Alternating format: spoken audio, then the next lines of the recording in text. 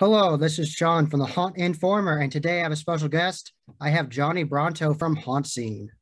I am another John in the haunt industry. There are many. Yes, yes, there are. So today we're going to talk about lots of haunts that we've enjoyed in the past and haunts we're looking forward to go to this particular haunt season for the 2022 haunt season. So starting out, a haunt that both of us have gone to that we both really like is Sir Henry's Haunted Trail. Absolutely love that place. And you actually have lots of fun content year round with them. And can you tell me what you think they're going to do this year? Because I know they're doing some things to the trail with Nightmare. What do you think is going to be the theme? I don't know. I know that Zach always likes to change things up every year at Sir Henry's. He completely demolished one of his trails. I was actually there a couple weeks ago, and he's building a whole new setup. So I have no idea. I keep like putting my own ideas in there. I'm like, Zach, what do you do with the alien invasion trail? You know, and he doesn't go for it. But I keep sending him pictures of things I find on Facebook Market, like old like RVs and stuff that people want to give away for free. I'm like, hey man, go get this. And I want him to do like a slasher trail. So I keep throwing things at Zach, but he will ultimately make the decision on what he wants to do right there. So. But no, I'm looking forward to it. I'm sure I will know the theme ahead of time. I just don't know it yet.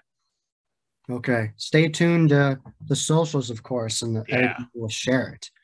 So, what shirt are you repping today? Because I know you always talk about the different shirts you're repping. Yeah, so today I'm repping a Petrified Forest in Altamont Springs, which is awesome. We love Petrified Forest, really good folks over there. They have a blackout night. It's amazing. They love us. It's always a double-edged sword when people know who you are when you're going through the trail, because like Melissa gets picked up, they stole her shoes. They picked her up and carried her back into the haunt after it was over. Oh, So wow. Eric and everybody that we know over there, I want to give them a shout out. But I'm really excited about Petrified Forest and Altamont Springs, because it's so good. Yeah, I've it's only really, really seen good. videos of it, but it looked like a lot of fun. Yeah, it's I don't pick favorites, but it's up there. It's one of the things that I really look forward to checking in with them every year. They do such a good job every time. Yep.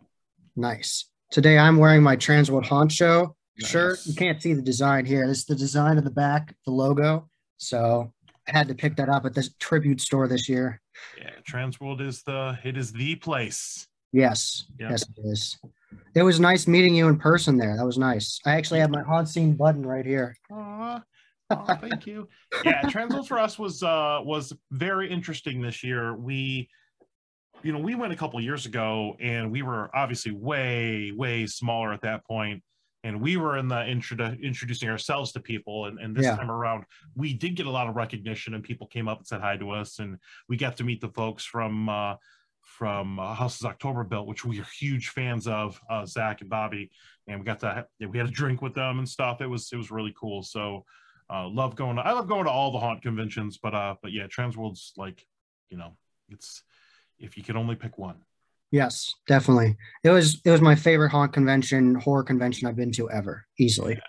Yeah. Yeah. Yeah, it's we do a lot of them, and I've been to Transworld, I've been to Midwest Haunters Convention, I've been to Fear Expo, I've been to HauntCon, and then I go to the horror conventions like this weekend. I'm going to Spookala and Ocala, and then we got Spooky Empire coming up, MegaCon's coming up, so there's always spooky stuff to get into year round. Yeah, you're lucky down in Florida. They always have a ton of conventions at those different convention centers. Yeah, it's Florida's a really cool place to be into horror and haunts. Definitely. Yeah. Yeah, A lot of great places down there. And of course, there's horror nights as well. yeah. Are you looking at like the speculation maps for this year? Yeah, I always I look at that. I mean, Horror Nights is the gateway drug to getting into haunts in Florida. I was never into haunt stuff until I started going to Horror Nights, and then I realized there were other haunts out there. And as much as I love Horror Nights, I have to treat it like another haunt, but that doesn't mean I don't really enjoy going. But what's cool about Horror Nights is it starts so early now. We can get that done. You know, I usually buy like the multi-night pass with Express, and I can like run it into the ground the first 2 weeks of September, and then take my time with it as I'm doing other spooky stuff for the rest of the spooky season. Yeah, I've heard that's a nice thing about that. You can buy the multi-day ticket or the whole Fear Pass, and you can go Yeah. the whole event. And you Yeah. can just go and do one house and just go through the scare zones and just enjoy it. Yep. Because when I went, I could only go for 2 nights. So I just did everything. I was there from Scream early from the beginning to the end of the night, both nights. So I Yep. could get everything done. Yeah, when you can go whenever you want over a span of 2 months, for me, I don't do a lot of like maybe like opening night or maybe towards the end of the event, I do like open to close.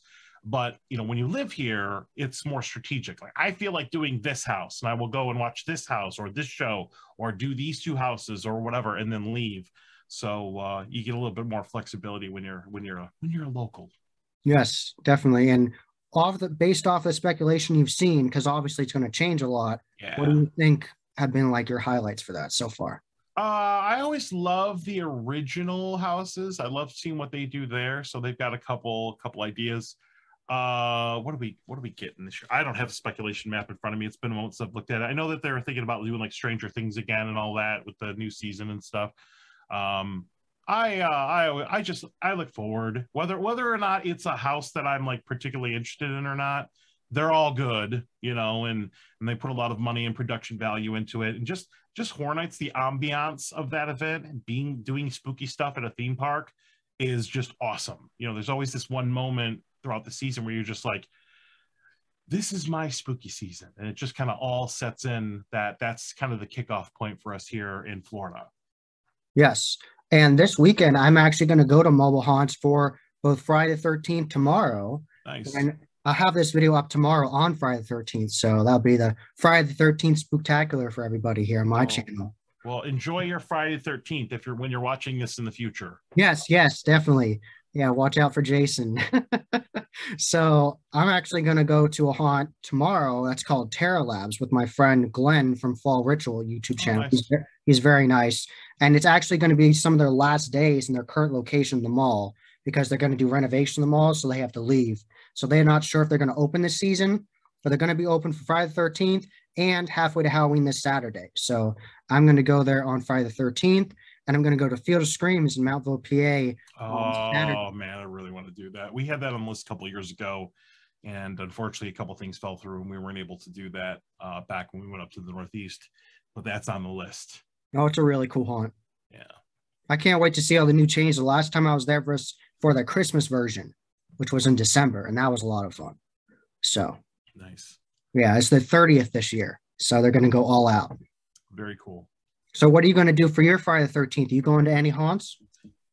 This weekend we've got what's called Spookala. It is a horror convention here in Ocala, which is about 2 hours away from where I live here in Orlando. It's like kind of the northern part of Florida by Gainesville-ish area. Okay. And they're doing a horror convention. They got a bunch of horror people, and Ice Nine Kills is going to be there. I'm a huge Oh, fan of them. nice.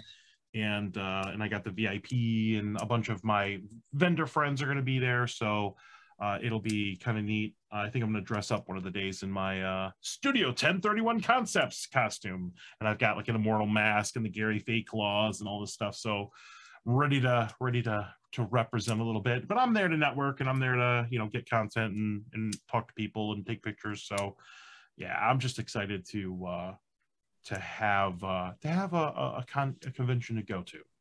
Yeah, Yeah. definitely. So, when you go to these conventions, do you have like a game plan? Like, I have to see these people, or do you just go with the flow and just see what happens? Well, it depends. Something like a Spookala or a Spooky Empire, I float. I'm around. Like I know I'm gonna walk the floor a gazillion times, so I'm gonna see everybody a gazillion times.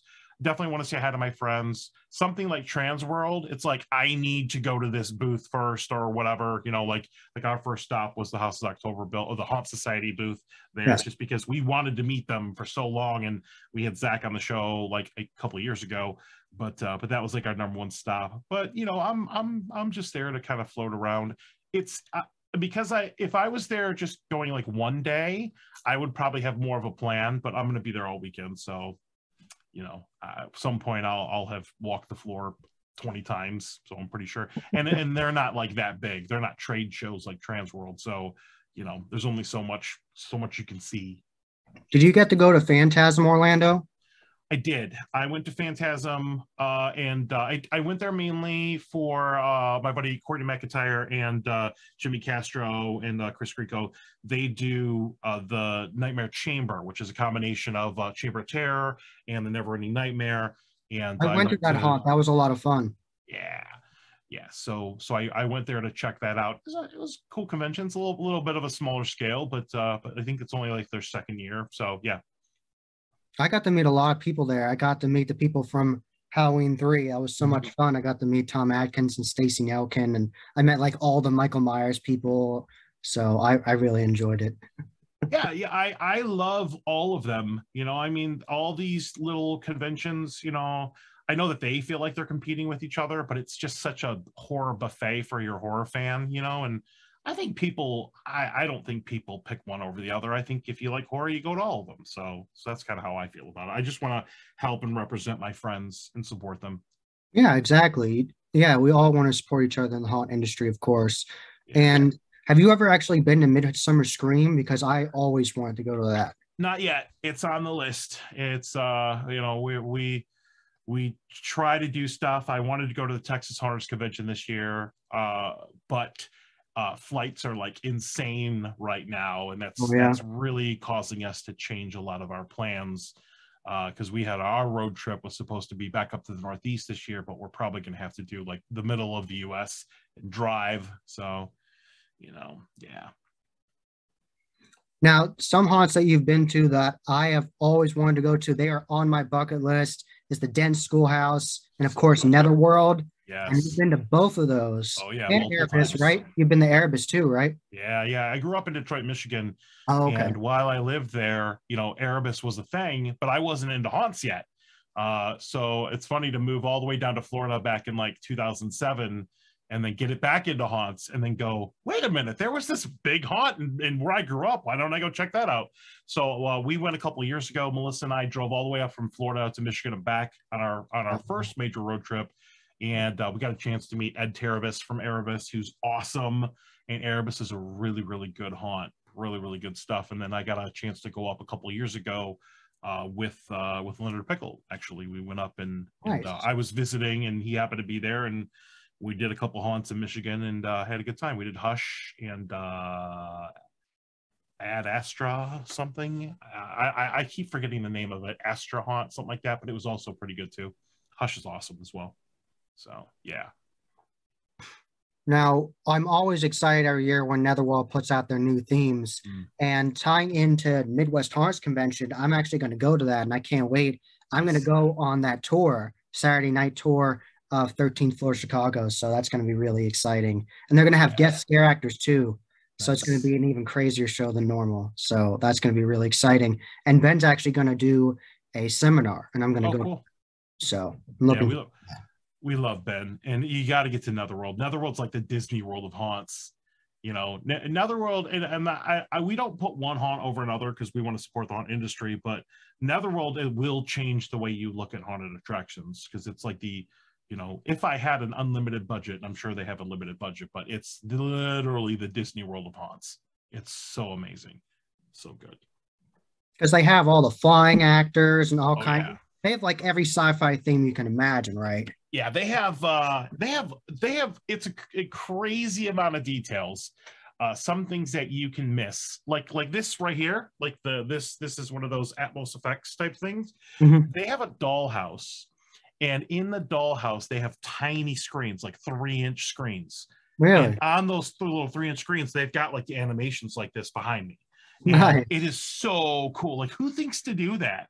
And somebody like you or I might appreciate that a little bit more because we know how the effect works and whatever. Yeah. But there's so much detail. It is impossible to take it all in. And it's one of those haunts where, if you're into haunts, the next day your mouth hurts because you're smiling so much. Your eyes hurt because you're straining to see everything. And I've had that happen at like Hell's Gate and Darkness and Dent and 13th Gate. And there are just so many what I call spectacle haunts where it's just like crazy detail and crazy sets. Now let's talk about some of our favorite like local haunts we've gone to, like some that you really enjoyed. Like I know you've been to like Stream and Scream, right? You went to Yeah, that this year? yeah. Scream and Stream is it's a drive-through haunt. So a couple of years ago, obviously with everything going on, that was a new thing here in Florida. There's actually a couple drive-through haunts here in Florida. There's also the Haunted Road. There is the Horrorland Miami down in South Florida. Scream and Stream's fun. They had like a really neat concept the first time around. They had like a Swamp Queen. Michael Burnett did the effects for that. Last year they had more of like a dark comedy, like clowns versus zombies, laser tag type thing. It was really neat. So I'm really looking forward to seeing what they're up to this year. Yeah, I'm curious if we're going to do the laser tag thing again, like a new theme, or they're going to go back to the actual scares normally. So, Yeah, I guess we'll see. yes, you'll have to find out from like the press and everything. So, Yeah. yeah. So, are there any horror movies you're looking forward to see this year? Because I definitely want to see The Black Phone. Oh yeah, want to see the Black Phone. I love horror movies. It's not technically a horror movie. I just saw Doctor Strange and Multiverse of Madness, I saw that too. which Yeah. Sam Raimi, it's got a bunch of like horror elements to it. It kind of felt like that. That was good. But if it's a quality type movie, I will see it. I love to see. I'm a huge horror buff. I'm a huge movie fan, so I tend to see everything that comes out. Out of all the vendors and things you've seen over the years, which ones are your top highlights for sure? So a couple vendors off top of my head. Got to give a shout out once again to Courtney McIntyre with Studio 1031 Concepts because he makes amazing costumes. I bought one. I don't really have a favorite, but I think one of my favorite aesthetics that I see is Joseph Gortowski with Macabre Intentions, the like post-apocalyptic, like that whole aesthetic is it just touches a nerve in me that's like amazing. And we got to meet a couple of years ago the first time we went to Trans World, and I love the costumes he puts together. I love that. I love Immortal. I love CFX. I love the great people behind those companies. Tabitha, Josh, George, all awesome. Obviously Tater with Froggy's Flog. Yes. So it's cool because when you start making friends in the haunt industry, you want to root for them. Yes. And when they have a cool product or something like that, it even makes it better. Yes. So I don't have a ton of silicone masks, but I've got one from CFX. I got one from Immortal. So I got some stuff. I wish Gary Fay with the claws, I wish he could make its way from New Zealand and have a booth at one of these conventions and sells claws. That'd be really cool. But no, I love meeting new people because every company's got to start somewhere. My friend Tan with Project Backfire Designs, she's getting around the circuit and doing all the things, and a couple of years from now she'll probably have a big booth doing stuff. So it's really neat to meet everybody, and there's so much that goes into the industry. Yes. And people, the public doesn't really understand what it takes to put together a haunt. They just think, you put some blood on some stuff and throw a sheet over your head and you can, jump out and scare somebody. Yeah. There's so much technology, and there's so much marketing, and there's so many masks and contact lenses and Yes. costumes and props and fog and lighting and soundtracks and everything. Animatronics. It takes a ton of time and effort and dedication. Yeah. So we appreciate that. We appreciate that a little bit more than I think your average public person does. So yeah. Yeah, because whenever we go through haunts, we look for Easter eggs too. Like we know the owners' names and things, so we'll look for them. Like I saw Easter egg in Brighton Asylum in New Jersey last year when I went. Oh, you haven't been there yet? Oh no, Brighton Asylum's awesome. Oh, you've been there? Oh yeah. Oh yeah, they have one of the best pre-shows. Awesome, and they're close to a White Castle up there, so that's always. Oh yeah.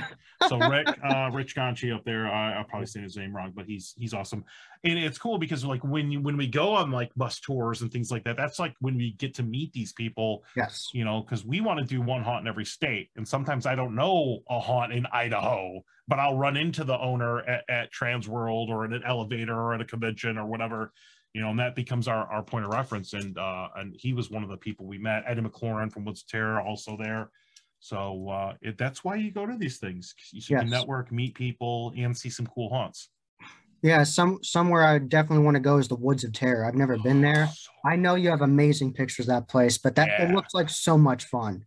great characters, Oh yeah. great queue area, very awesome common area.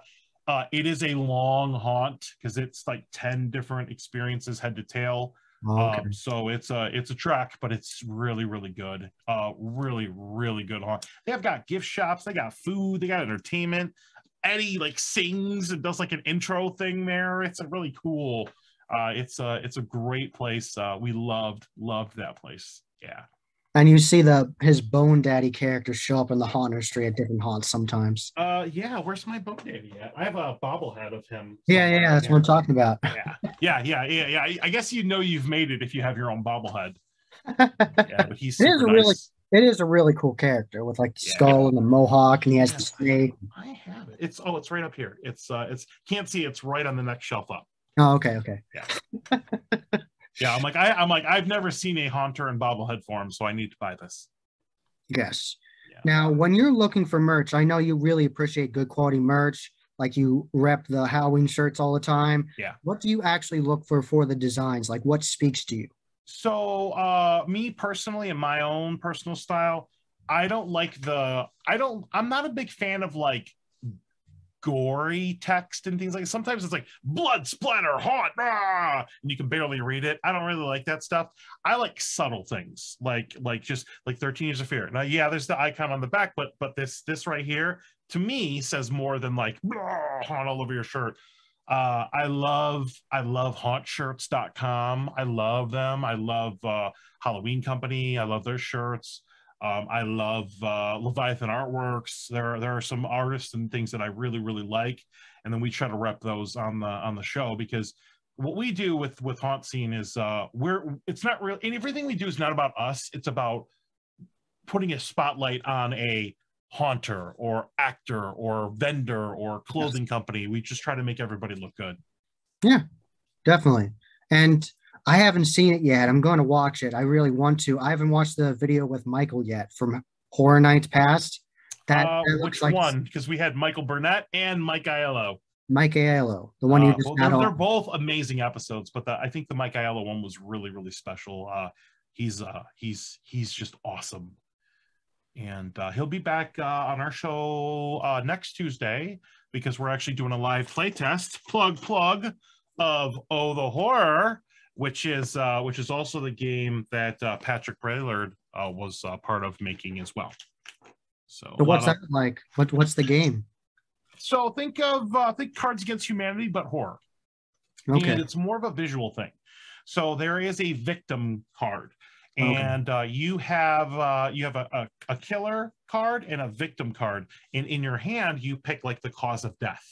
Oh, So like if it's a clown, everybody puts in what the cause of death was, and then the judge, much like Cards Against Humanity, picks the most appropriate or the funniest or the most whatever wackiest death, and then you go for a while. But there's also kind of some like Guardian Angel cards and some other things where it changes up the gameplay a little bit. And I love Cards Against Humanity, but it does get a little monotonous after a hand or two. Like I've played Oh the Horror for hours, and it's always been fun. So I think it's a little bit more dynamic if you like crazy horror stuff.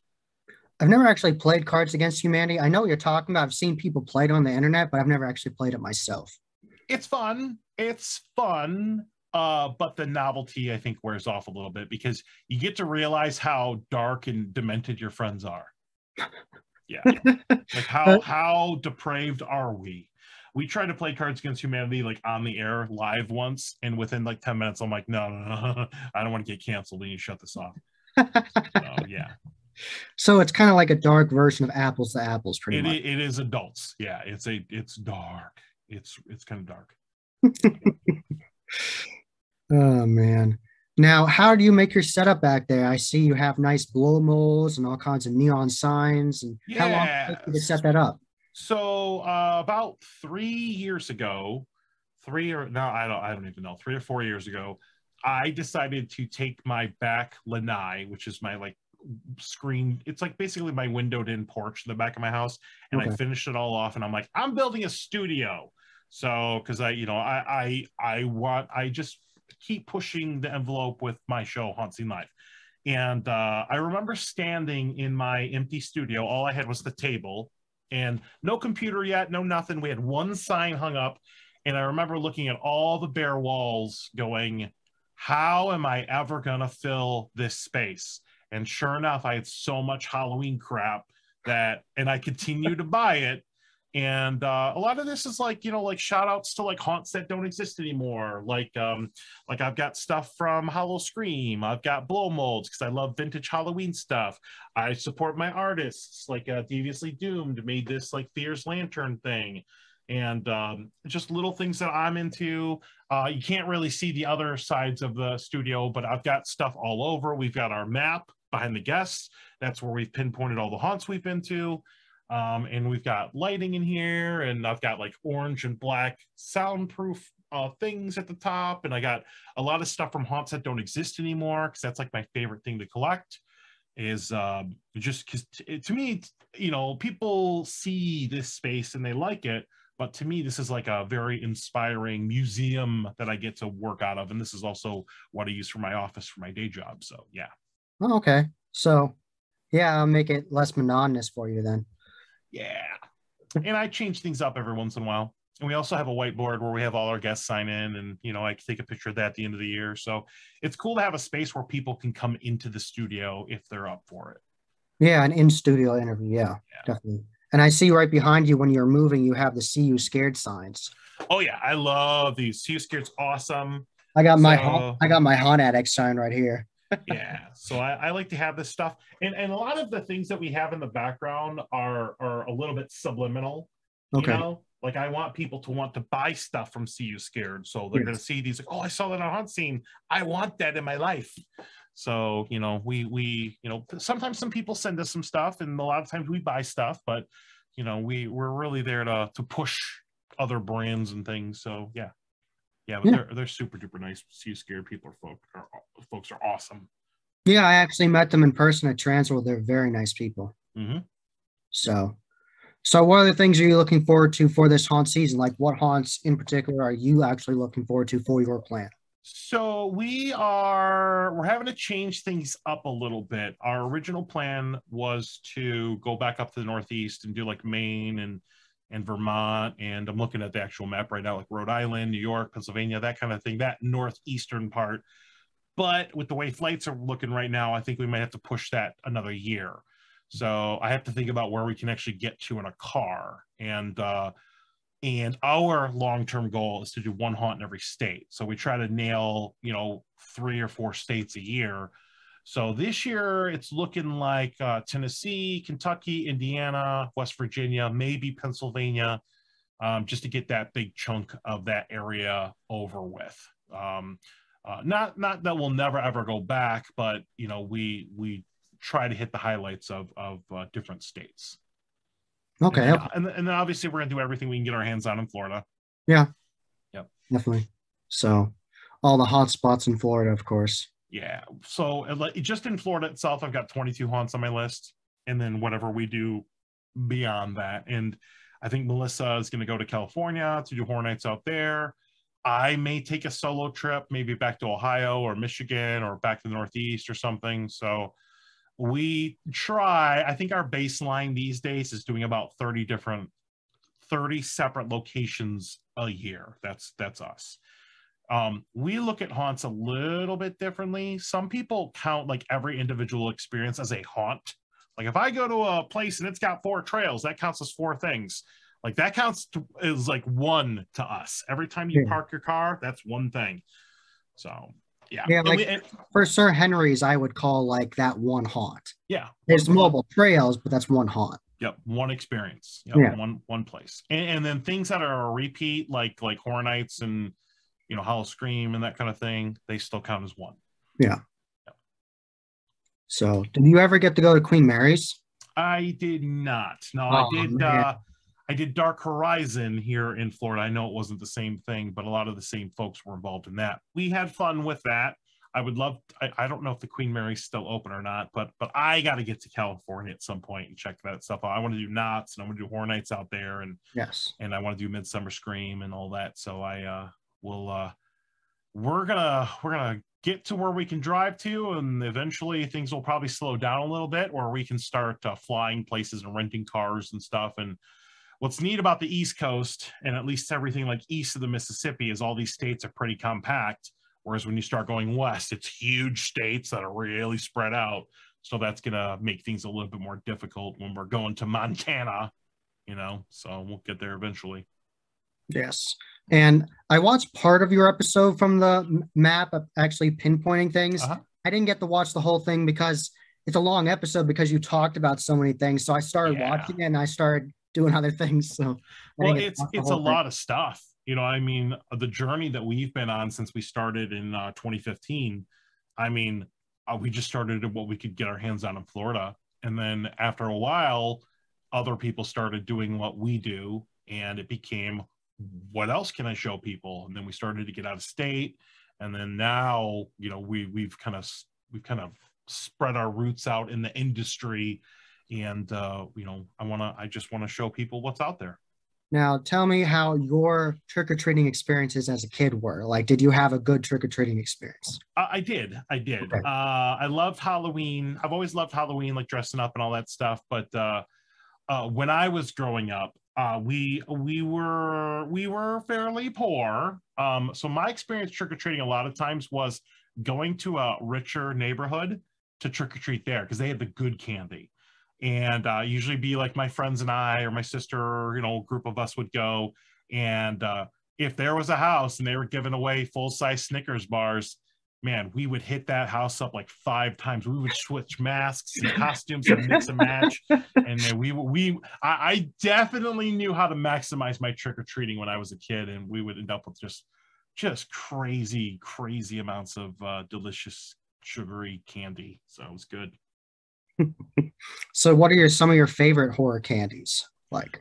There's always like the lame candy, like when somebody like rolls up like 5 pennies in like a piece of tinfoil, or like when they throw like an apple in your trick-or-treat sack, like that's always kind of the lame end of the spectrum. If you're listening to this, don't do that. Yeah, floss too, like giving you floss, like yeah. the 50 teeth. but I've always had a sweet tooth in my life. So I loved I like bottle caps, and like I just love sugar basically. So anything that was sugar, Laffy Taffy, Tootsie Rolls, Tootsie Pops, Blow Pops, that kind of thing. I was all over that, yeah. But I haven't trick-or-treated in a long time. Now I just buy my own damn candy and don't share it. because I'm never home at Halloween. I'm always doing something. So I feel bad because I have to like darken my whole house to let people know, don't come here, because I'm not passing out candy. And I know that if I just left candy out, some jerk kid would yank the whole thing. So yeah, I as much as I love Halloween, I have like a jack-o'-lantern that sits outside of my house. It's like a ceramic one all year. Okay. But I don't put any directions out. I don't do like a home haunt or any of that stuff because I'm not there. So yeah, other people do that. Okay. Now, do you have a 12-foot skeleton or anything, or just the jack? I want one. I want one. I want to spend that $300 and get myself a 12-foot skeleton. It'd probably go in like my backyard or something, and I would leave that out all the time, because they're just so damn cool. But yeah, I'm not a really outdoorsy person. Like I have a backyard and like a deck and all that stuff, and a fire pit, but I'm not a like hangout outdoorsy at my own house kind of thing. So I don't know how much use that would get. And I don't know if my neighbors would appreciate me putting a 12-foot skeleton in my front yard all year, so. Have you seen the memes where it said to make the most out of it, they just put like a Christmas hat on, bunny ears? Yeah, just change it up seasonally, But that does require a little bit of upkeep. I'm more likely to just have it stand up and just have it sit there, But yeah. So, but I do want to get one eventually because they're pretty cool. I just, yeah, we gotta spend money on traveling. Yes, yeah. I'd rather go to more haunts than have a 12-foot skeleton.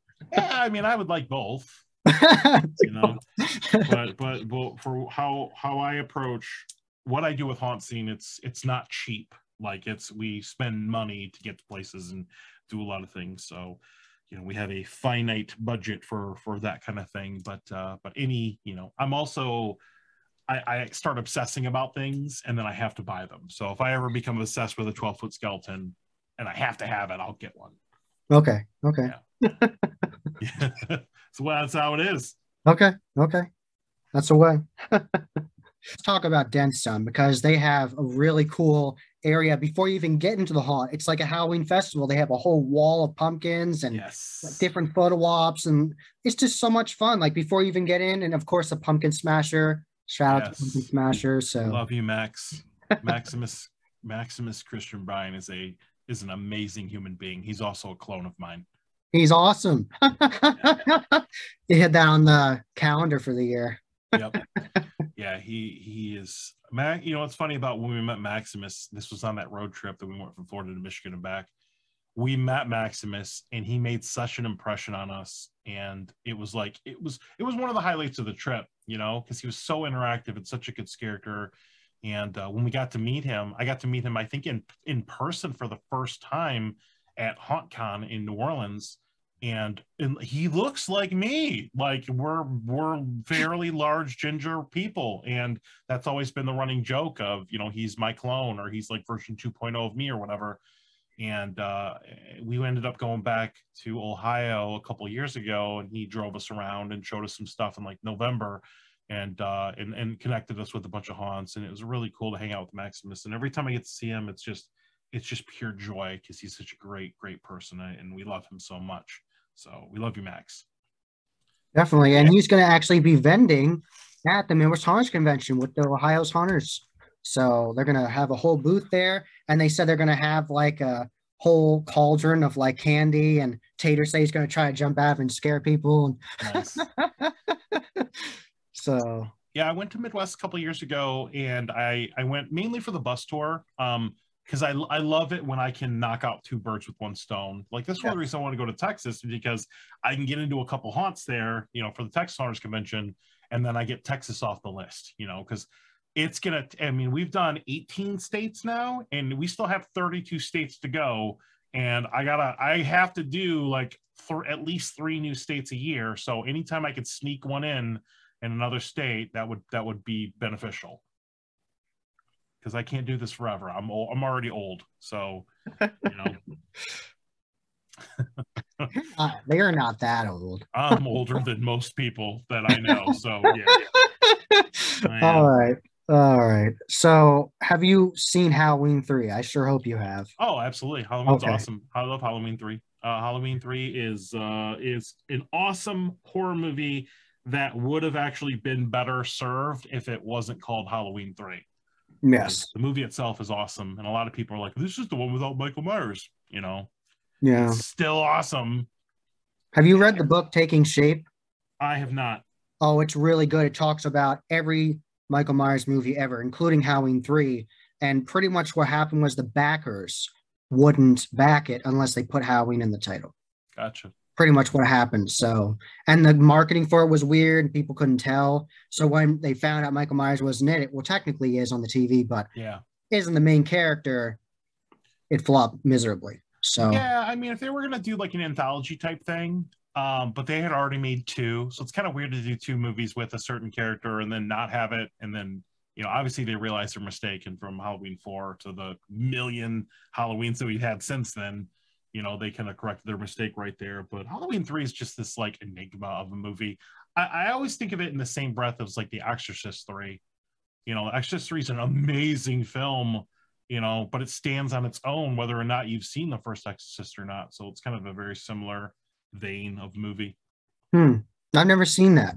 Never It's seen it. cool, man. Oh, Brad yeah. Dourif has like the best monologue. He's the Brad Dourif, the guy that does Chucky's voice. Yeah. Yeah, he's only in it for like one little part, but it's so good, and it's a solid movie. Like I said, it even stands on its own outside of it's tied to the first Exorcist movie, but it's got its own legs. So it doesn't like solely like about Reagan, right? It's like new characters and everything. Yes, yeah. Some of the characters kind of comeback, I guess, for this one. But no, it's more of like a horror detective slasher type movie, I guess. Yeah. Now, I know that you've gone the horror nights in different places, and I know that you like it when there's a compilation of multiple ideas instead of just one theme. And Yeah. I definitely know you like Slaughter Cinema, and I'm jealous because that looked like it was so much fun. Yeah, it was cool. It was a lot of changing gears, because it had so many grindhouse type horror movies. Like it wasn't like your B movie or C movie. It was like your D movies, and those are the best ones. You know, and I love the fact that they just took these concepts and just like ran with it. It was really good. And they even had a VFX puppet in there too. Yeah, yeah. Normally in haunts, like independent haunts, one of the things that I struggle with sometimes is when a haunt changes gears too fast. Like I'm in like a evil redneck barn, and Yeah. all of a sudden you walk out in another room and it's like 3D UV clowns, and there's no interruption or transition. Sometimes my brain can't keep up with that, and but with Horror Nights they did a really good job because it's all the same type of stuff, like the same kind of baseline. But I really, really, really liked Slaughter Cinema. It was a really good house. And then that tied into the Yeti, and then they did the Yeti house. Yeah, all kinds of stuff I could pull from. And a lot of that stuff I guess has ended up as like Easter eggs that we'll probably see for a while. For the true like horror fans. But the Yeti house was awesome. I mean, they could spin off. The Amazons from Mars or whatever the heck it was, or they could spin off all those other The Beast things in Baby. there. Yeah, Beast Baby, the Shitty's Kids, like all or the what was my favorite? Midnight Snack 2 with the little furry kind of like critters types guys. Yeah, that was cool. Yeah, that was really, really cool. So Yeah, that was the one with the big puppet scare, right? yeah, Yeah. Falafel, I think was the name of Oh yeah. the puppet. Yeah. I didn't know it had a name. That's Yeah. great. I missed that like the first time too, because we were there and we were filming, and I walked through one of the rooms, and all of a sudden, like to my right, I just see this big object like right here, and I'm like, oh my god! And then it pops out at you. Those big. I love those big puppet scares, like the Gorgalore type things. Those things are Yes. always entertaining. Yeah, it always bums me out when I go through a haunt and I can tell those are there and there isn't an actor to operate them. They still look really cool, but I'm like, oh man. Yeah, I love it when people get in your space. We went to the Shallow Grave, which used to be here in Winter Haven, and they had one of those. And I think the person was like angry all the time because it would like violently like charge the character at you to knock you into a wall. Whoever was in charge of that, it was awesome. You know, yeah, it was really, Yeah, really I good. Shallow Gray's been having trouble finding a place for years. Yeah, that's one of the things about the haunt industry. Like Enigma just posted the thing because they're tearing down the building where they were at. A lot of haunts don't have the benefit of owning their own space, so they have to lease or rent. And at that point, you're at the behest of your owner or landlord. And if they want to kick you out, or they're not keeping the building up to code, or your stuff is getting destroyed because there's holes in the roof, or they want to tear it down and sell it to somebody else. Unfortunately, the haunts are the ones that kind of get the short end of the stick in those situations. But they're not a lot of haunts like own their own space. They work in somebody else's space. So I guess it's just kind of how it is. Yeah. Now, have you been to any mall haunts? Have you ever been to a mall haunt? I have. Well, last year we went to two, actually. We went to No Way Out, which is in South Florida, which was awesome and really cool. It was like an old Sears building, I think, but they had like an escalator and they had stuff on multiple floors. And it was just it wasn't like the best like effects or whatever, but it was fun. It was like just sheer haunt fun. And they were great people. I can't wait to see what they do this year. We also went to another one, House of Horror Miami, that was also in a mall, but we showed up there. It was like our fourth haunt that night. And we got in, we could only see like one part before the thing closed. So I'll give that one kind of an incomplete, but it was all right, I guess. Yeah, but yeah, I love it when people use their space. Yes. And a haunt that looked very unique to me, I saw it from Tampa Jay's video, and you were in it, where it was the one about the train. Remember that? The one where the night. At Kirby's, Yeah, Kirby's farm, Kirby Family Farm, the scary train there.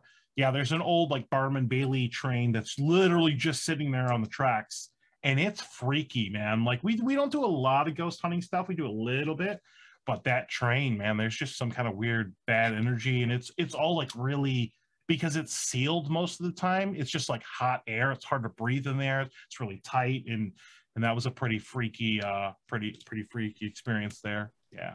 yeah, they have Uh, the whole trailer park area. It's like actual trailers you go into. yeah. I that to me is just it. The first time we did that haunt, it was just hilarious because there's nothing, there's no gore, there's no monsters, there's no nothing. Literally, you are walking through a bunch of interconnected mobile homes, and you are dealing with the people that live there.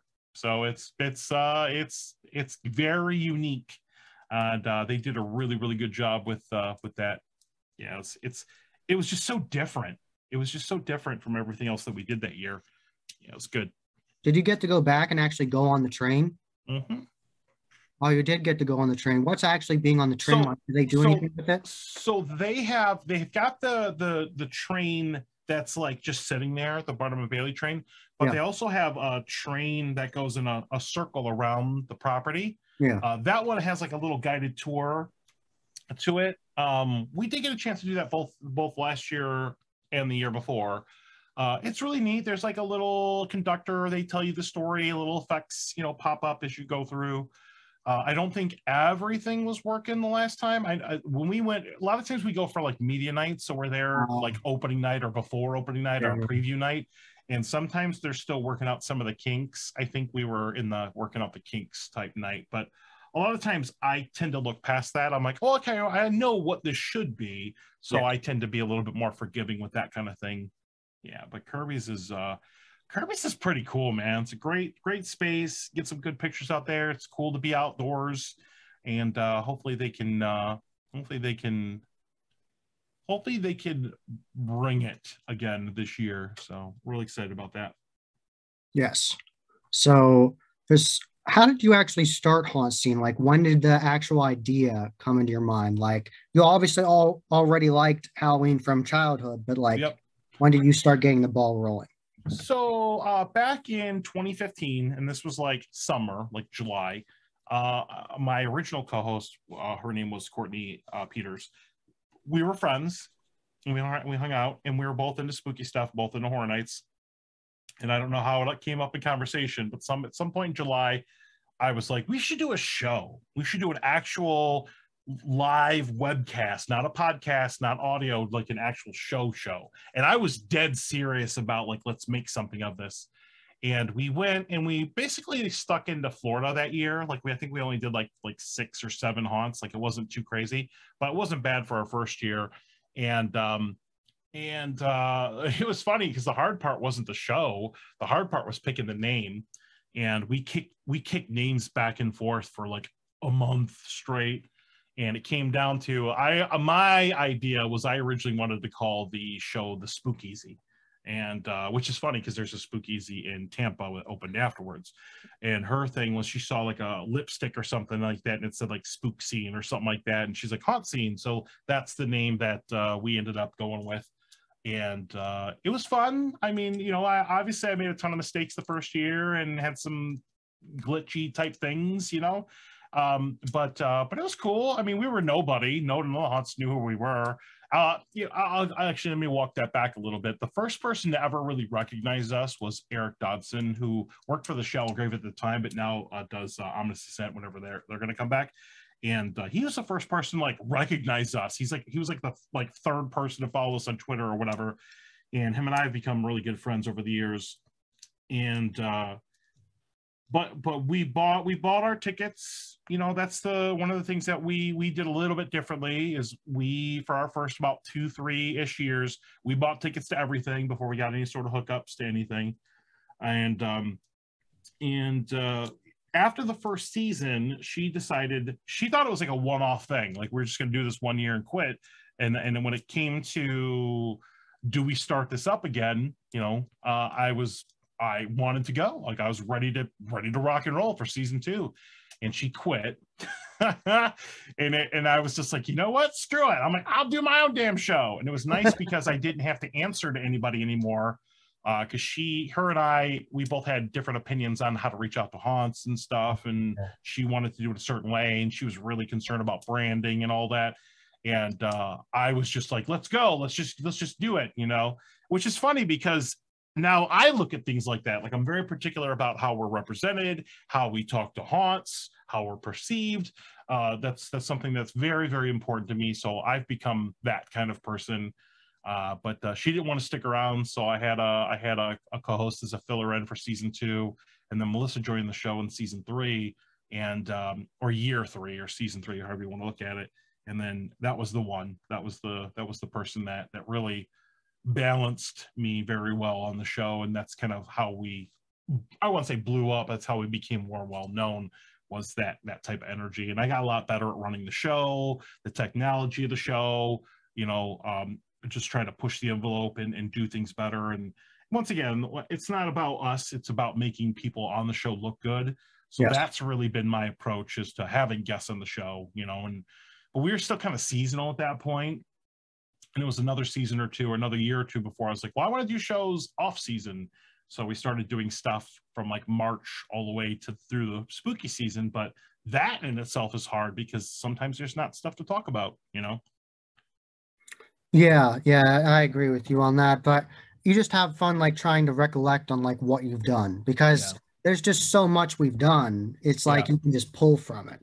So Yeah. Well, I mean, you got to think of like people like you and I and Melissa, and a lot of people that are in the haunt media industry. yeah. We get to see so many things that your average person doesn't.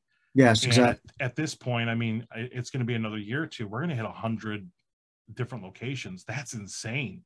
Who in their normal mind, who if you're a normal person, you know, who actually goes to 100 haunts, you know? No one does. Nobody does, you know. So that's something that, you know, it's a goal for us. You know, we have goals, you know, want to hit one haunt in every state, want to hit a certain amount of things with our followers. We got to figure out vlogging at some point, you know. That's something we lean on. Other social media so heavy, we're not really vloggers, although I'd like to get into that a little bit more.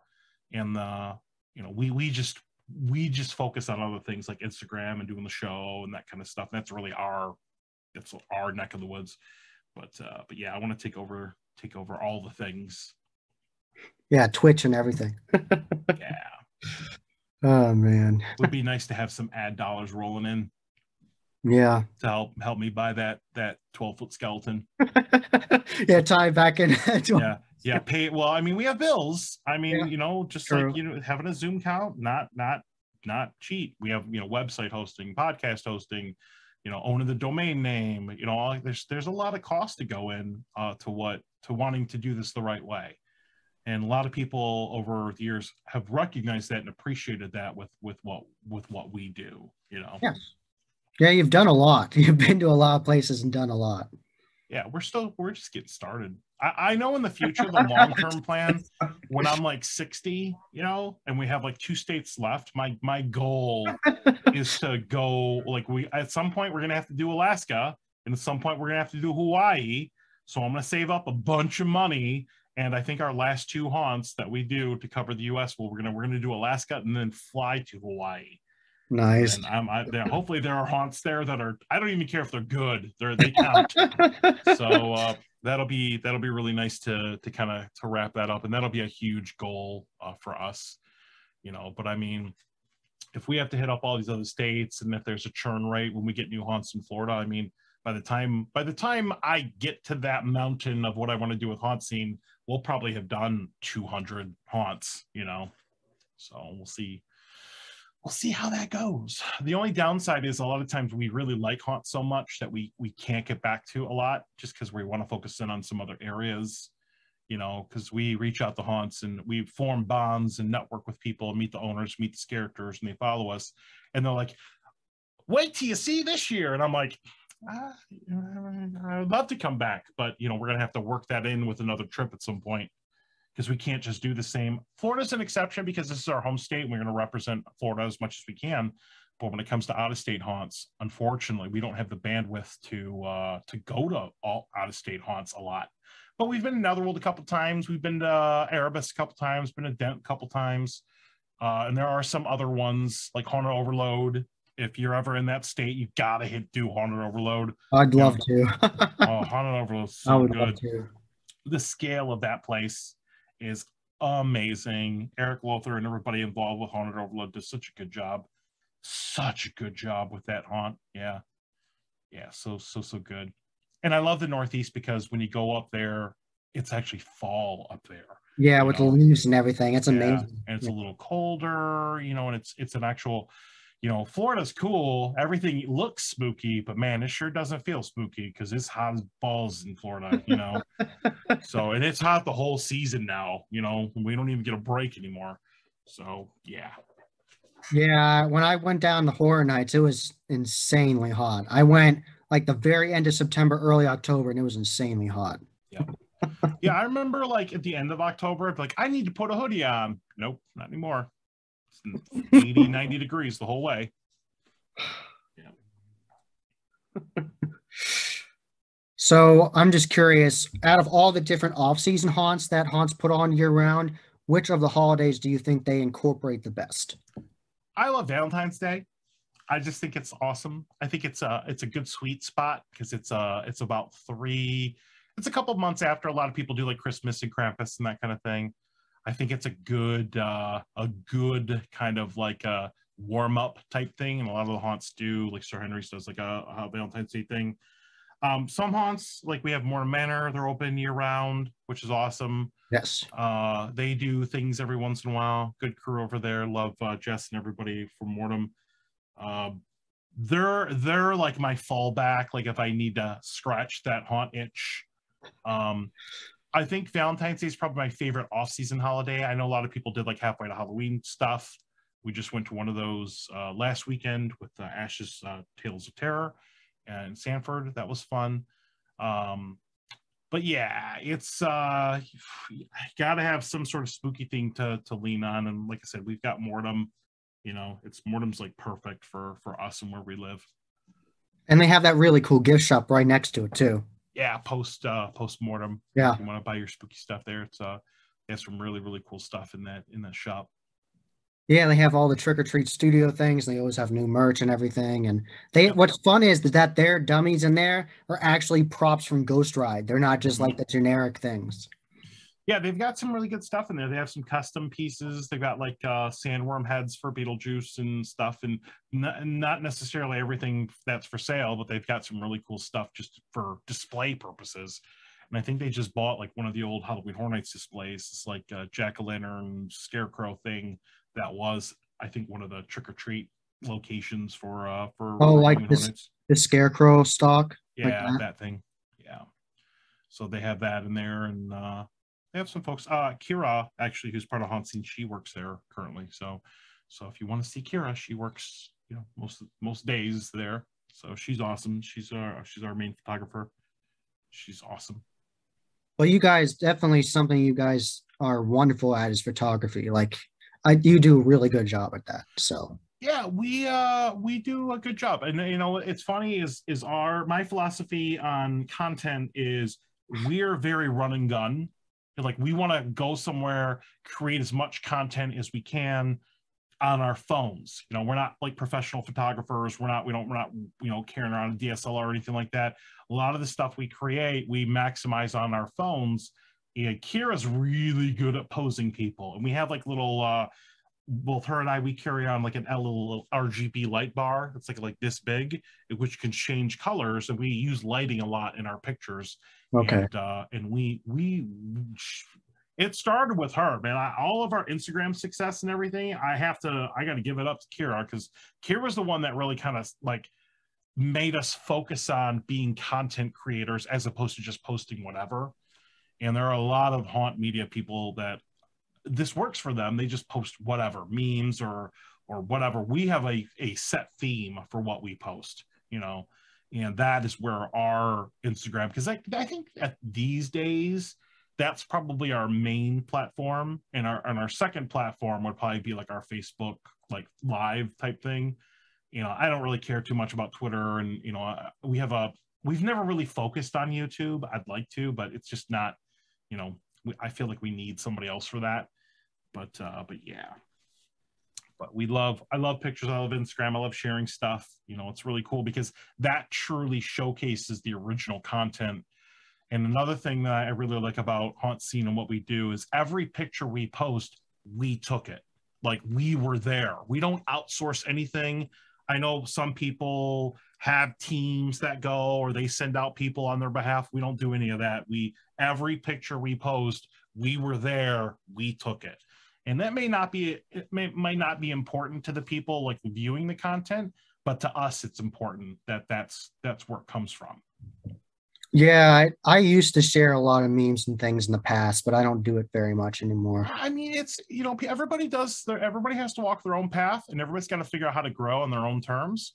It works really well for certain people, but I think in the long run, I think people enjoy original content more than that. And but like I said, everybody's got to do their own thing. You know, that's completely up to everybody, and people just got to do what works for them.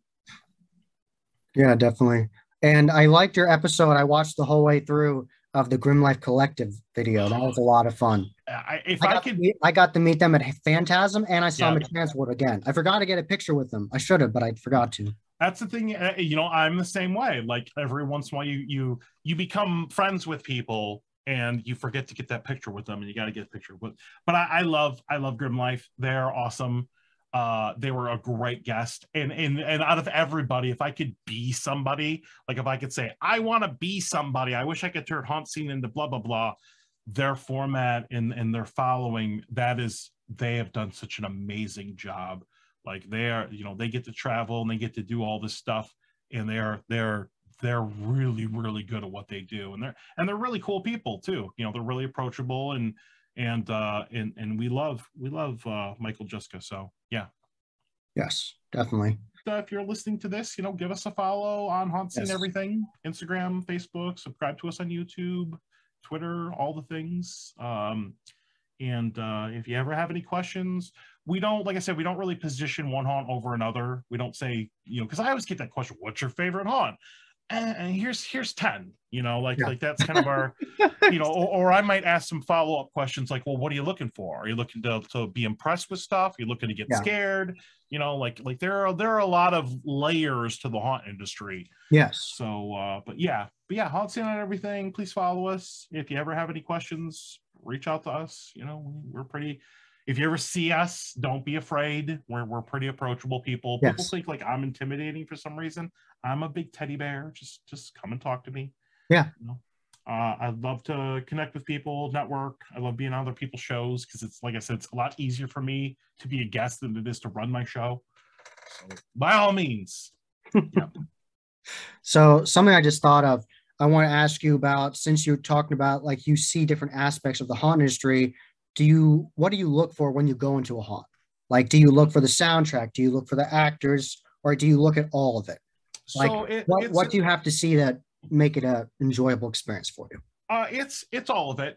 It's all of it. It's a mix of things, and we're not reviewers. Like, we're more of a travel show. We try to show people what's out there. Yes. But I know enough about the haunt industry now where I can have a conversation with a haunter about stuff. So I'm not saying I'm doing a mental review, but I know certain things, like I really like certain things, or I don't like certain things, but usually that conversation is off the air that I have directly with the haunter, like, hey, you know, this isn't safe, or maybe you need more lighting here or something like that. So I tend to very gently give my feedback directly to the haunter, because one of the advantages that we have is we actually speak haunt. Other people who just show up during the haunt industry and review a bunch of stuff, they have a more of a casual outlook, and I'm more of I tend to talk about stuff from the industry from the inside out. A lot of people are more outside in.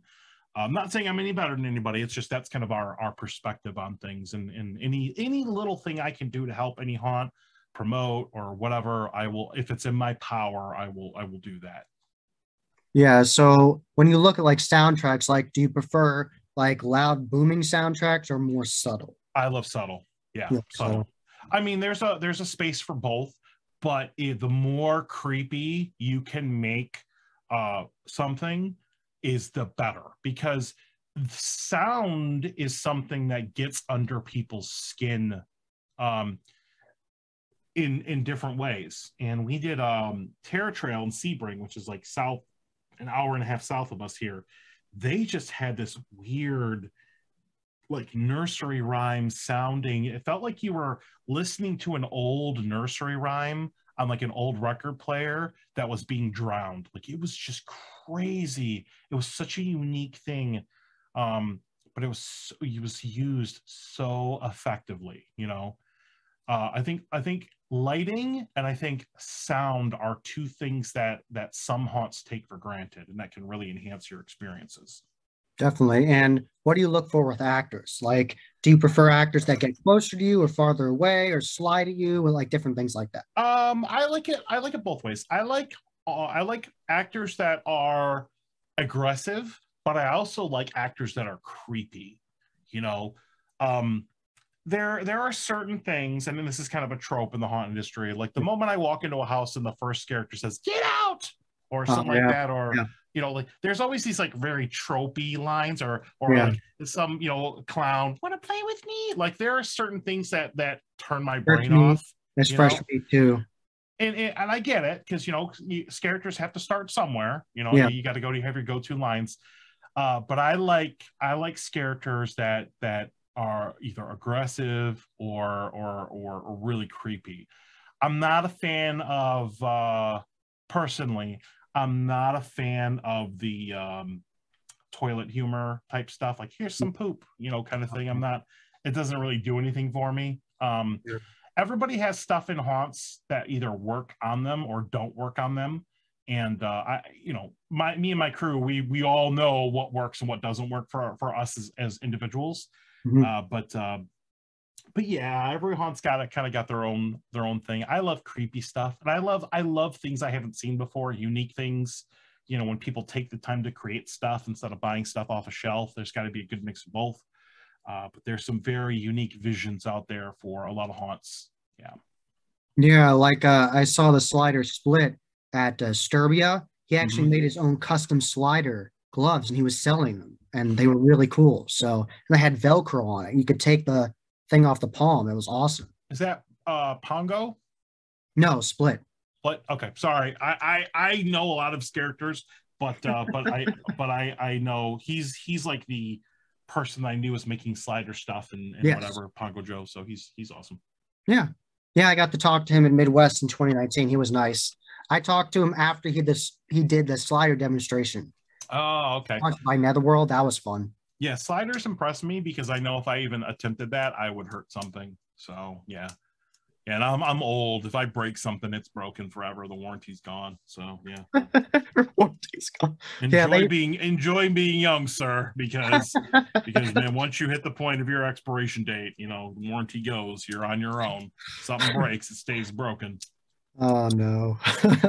Another thing I really like, I personally enjoy going through haunts is I really like good smell vision and I like floors that mess with you. Yep. What do you think about that? Oh, I love that stuff. Smell is yeah, all the senses, touch, smell, hearing, seeing, all the things. It should be an assault on everything. Love that. I love the things that match. Like Yes. like a lot of people like I'm gonna throw slaughterhouse on everything. Like, Yeah. are you in a slaughterhouse? Like like make sure that kind of matches. It's a subtle thing. Yeah. I love floors that mess with you, but my favorite, and they have this up right in Asylum in New Jersey, Yeah. was I love raised stuff where you're walking over like Yes. plexiglass and there's people getting Yes. you from underneath, because that stuff is good. I love vertical scares. I love things that are above you, below you. Yes. Because unfortunately, one of the things about being into the haunts, and this is something that I suffer with Horror Nights, is Horror Nights is a formula. Yes. They have certain scares and certain things, and after you see them a while, you're like, I know that there's somebody hiding behind this box Yeah. or whatever. You kind of see that. Mm-hmm. I love scares that are unique, are inventive. Different angles, above, below, sideways, things you aren't expecting. And we were talking about a Petrified Forest earlier. They're like really good at the scares, because the way they hide their scares is so good, so unique. They do such a good job with that. One of my, like I said, I don't have favorite haunts, but it's one of my favorites when it comes to scares. Well, one of the most unique scares I ever saw was actually a custom rig done by Aiden at Haunted Hills Estate Scream Park in Uniontown, and was during their one haunt. And you went outside for a second, you went to the shack, and it was dark, and then he had a custom effect where he could have the scare actor press a button in the casket, and it would turn like a special lighting effect on and like fog, and then it would go dark again, and then all of a sudden they'd be right at you. Oh, that's cool. That was so well done. I absolutely love that. So yeah, I love it when they mix it up. Yeah, haunts make stuff up, and then some of them have unique things, and it's just like, and I people assume that because we do so many haunts we don't get scared. We're like, we get murdered in some of these haunts, and when it's different when people know you sometimes, or they know you're there. Yeah. Like a lot of our local haunts here in Florida, they know who we are. They don't care. They'll just grab us, or mess with us, because they know they can get away with it, and we love it. But that's not your average experience that somebody's going to get in these different haunts. So, but that's I love new stuff. I love being impressed. Yes. Yeah, like during that bus tour I did with the Windy City bus tour, I saw mobile laser swarms, but they were both different. Mm-hmm. Like the one at Disturbia and the one at Massacre, very different, completely different layout. And I like both of them. Yeah. Massacre is awesome. Massacre, Midnight Terror. We did Hell's Gate. We did another one. Hell's Gate was amazing. Hell's Gate is Hell's Gate is it's amazing. So good. It's really good. Like, who has a slide? Like, come on, who has a slide? Yeah. Hell's Gate was very. Hell's Gate made me realize that some haunters, they look at their detail. Like there was some stuff on like shelves and balconies that you're never going to see. You're not walking up there, but like they're just detailed down to like every nut and bolt. And Hell's Gate was really impressive. That. They did a really good job.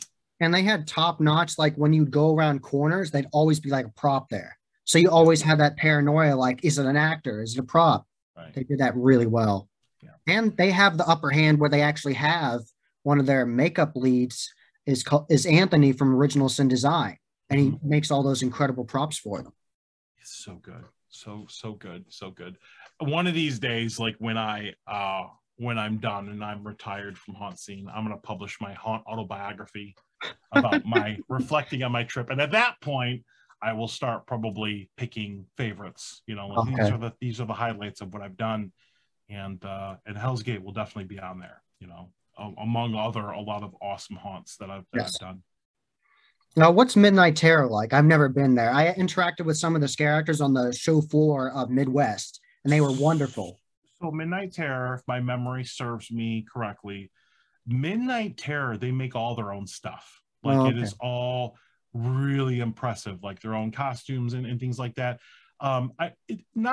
It's not really a bad thing, but when you walk through certain haunts and you've been to like a Transworld or a Midwest Haunters convention, you've seen that prop, or you've seen certain props in multiple haunts. It's something you can buy from a company. Yeah. I didn't really get that from Midnight Terror. Oh, okay. And I know Joseph Gortowski from Macabre Intentions, going back to what we talked about earlier. Yeah. They do some photo shoots and things like that there, and it was very, very unique.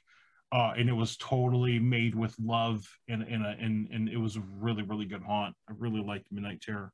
Was it gritty or was it It was dark? Like, gritty. It's oh, gritty. It's like it was gritty, grimy. It was good, but in a good way. I'm not a fan of gore just for the sake of gore. But it was really, really good. so it's kind of like that Texas Chainsaw kind of vibe where it's like, If to me it felt like a little bit more post-apocalyptic type thing, if oh, my okay. memory serves. Maybe mix them with a little bit of that. Like it was like you would not want to be in there with those people after dark if they were real people. They'd murder and eat you. So, which might happen. I don't know, but yeah, Midnight Terror was really What good. kind of environments would you go into there? Like, what's like the landscape for it? Man, I remember it was dark. I can't really, that one, I think it's been a couple of years, and Oh, it okay. was probably about 50 haunts ago. Oh, So it's kind of hard for me to do that. I remember I took away more of how I felt about the haunt than I did like the specifics, but it was good. It was really, okay. really good. Now I saw your video I was watching the other day of when you went through Warehouse 31, and Yeah. that looked like a great place. Yeah, we missed that haunt. We missed that haunt in Jacksonville. We love 13th floor Jacksonville. We love, all that. We're really good with the characters and the GMs and everything there. We have a really good relationship with them, and we go up and we support them for their different events throughout the year. But it was a little cooler when there were two haunts there, and those haunts were 10 minutes apart, 15 minutes apart. They were really close to another. And Tommy Outley ran that haunt. We got to meet a lot of folks from that haunt there, and they were really aggressive with us. One of my favorite things. I think we did a Christmas event for them, Yeah, yeah, and yeah. uh, and we walk out and we're done at the end. And about 5 minutes later, we're doing a little post game talking, whatever. And then it had been a chunk of time, and we look around, we're like, "Where's Melissa?" And Melissa was still in the haunt getting like murdered in like one of the last scenes. And I had to go back into the haunt and go get her. Oh, that's So, funny. but it was good. But there another one where they had a space and something happened and it didn't work out. So I hope at some point they come back. I hope every haunt comes back. But it's but yeah. Yeah, I guess it's better to have done a haunt never than never have done it. Yeah, So yeah, definitely agree with you on yeah, but that. that was a lot of fun. That was a really, really, really good haunt. And one was like a big corporation, like 13th Floor is a big company that does haunts. And this one was a little bit more mom and pop. I mean, I don't even say that as a bad thing. It's just, No, do you have a big company backing you with a lot of money, or are you doing this on your own? And there are pros and cons to both. But we always had a good time. Plus, there's like a Whataburger out there and like a oh, nice. Buc-ee's and some stuff that we really like hitting up. One of the big components of traveling for haunts is like finding out the cool places to eat. Yes. So we're gonna hopefully try to showcase that a little bit more this year. Try to maybe we'll do some very short vlogs, like 5-minute vlogs or 10-minute vlogs about just the experience of going to these different places. Yeah, So that's something I haven't really talked about that I definitely want to talk about this year as well, because there are cool options at haunts sometimes. yeah, or So, there's cool things to see. yeah. Like we did New Orleans last year, and we went to the Lafayette cemeteries and stuff, and we usually take pictures, but like more of the documenting of the journey. We need to do a little bit better of documenting the journey versus just focusing on the destination, which is the haunts. Okay. All right. Yeah, because I think people, as much as they love the haunt stuff, if we could put like a Yes. story with it, and this is like where Grim Life really does a good job because Oh, it's a yes. whole narration story. They Yes. research everything and they're really, really good. Yeah, so I wish I could do that. I just wish I could. When I get to a haunt, because right now we have a crew of 5 people. Yeah. Like when I get to a haunt, my brain is not in like creative mode, which is why I Um, have other people. yeah. I'm there to make sure everything goes off without a hitch. We talk Okay. to the right people, we meet the right people, Yeah. make sure the content gets created, that kind of thing. Yeah. So, I wish I was a more creative person. I have to supplement lack of talent with throwing money at stuff sometimes. So yeah, All we'll right. see. And I'm happy I got my little actual 3D printed ghost. I wish I had it right now, but Mabuki. yeah, That's right. I got one. We always have one handy. there you go. So So yeah, we get so much stuff from the haunt industry, and they take such a good care of us, that this is why we buy the shirt. This is why we give one of these to everybody we meet that's cool in the haunt industry, because I want people to have something tangible to remember us. And you can do buttons and stickers and stuff all day, but this isn't something you can put in your hands. Yes. And I love the fact that these guys are in haunts. I love the fact that characters take pictures with these. I love the fact that these are on some haunters' desks out there. Like I usually, when we do our yearly trip, I print out about 150 of these, and we give away like all of them. Nice. So, yeah, and it's just something cool, because I mean, for if you're haunt media, you can't just take. You got to give stuff. And my philosophy is you have to give way more than you get. Yeah. Definitely tell everybody where you can reach you on social media. You have Instagram, you have all kinds of different platforms. All the things we are, like I said, main thing Instagram, subscribe to us on YouTube, follow us on Facebook, visit hauntscene.com. We have our haunt directory, and we maintain that for Florida because we want people to know what's out there in our home state. And then we do a live show every Tuesday night. Well, mostly every Tuesday night. Sometimes we take a week or here off or whatever. But yeah, check us out. And we broadcast on YouTube Live and Facebook Live and Twitter Live. So we are out there. We have all of our episodes backed up. We also publish everything as a podcast as well. So you can listen to the Haunt Scene live show if you're the Haunt Scene podcast if you want to. So we're definitely out there. Yes. And for anybody that doesn't know, first time you're watching one of my videos here with Johnny, I am on social media as well. I'm on Facebook, Instagram, and Twitter. My favorite social media is Instagram. I love the stories and everything. It's just my favorite social media. It's just the best for me. I really enjoy it. I am on Facebook as well and Twitter. Until next time, happy hauntings. Definitely check back for both of our content and see all the different haunts that we go to, because we're going to cover different haunts. So I might go to some haunts that Johnny doesn't go to, and he's going to go to other ones I haven't gone to. So definitely check both our channels and all our platforms, and definitely get your spooky fix. And I can't wait to see all the new haunts this year. So stay tuned.